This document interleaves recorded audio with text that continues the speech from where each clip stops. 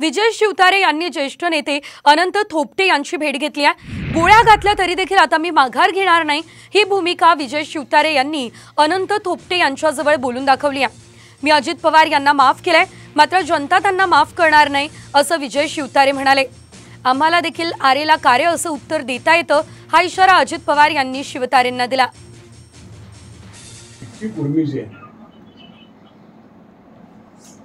अर्थात दुश्मनी राहिली बाजूला, ते मी त्यांना माफ केलेलं आहे। जनता नाही माफ करत ना।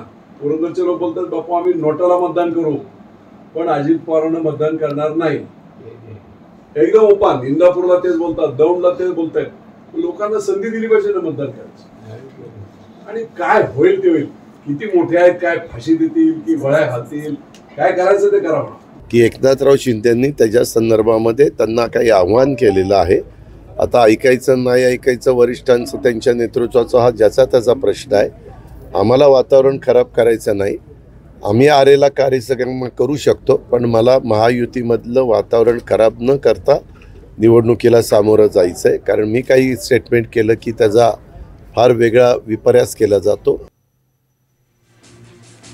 दरम्यान भोरमधल्या थोपटे पितापुत्रांचं महत्त्व हे थोडक्यात जाणून घेतोय संग्राम थोपटे। सलग 3 वेळा भोर विधानसभेमधून थोपटे निवडून आलेले आहेत। भोरमध्ये गेल्या 4 दशकांपासून थोपटे पितापुत्रांची सत्ता आहे। मोदी लाटेत देखील संग्राम थोपटे यांनी भोर मतदारसंघ राखलाय। सुनेत्रा पवार आणि शरद पवार यांनी थोपटेंची स्वतंत्र भेट घेतलेली होती।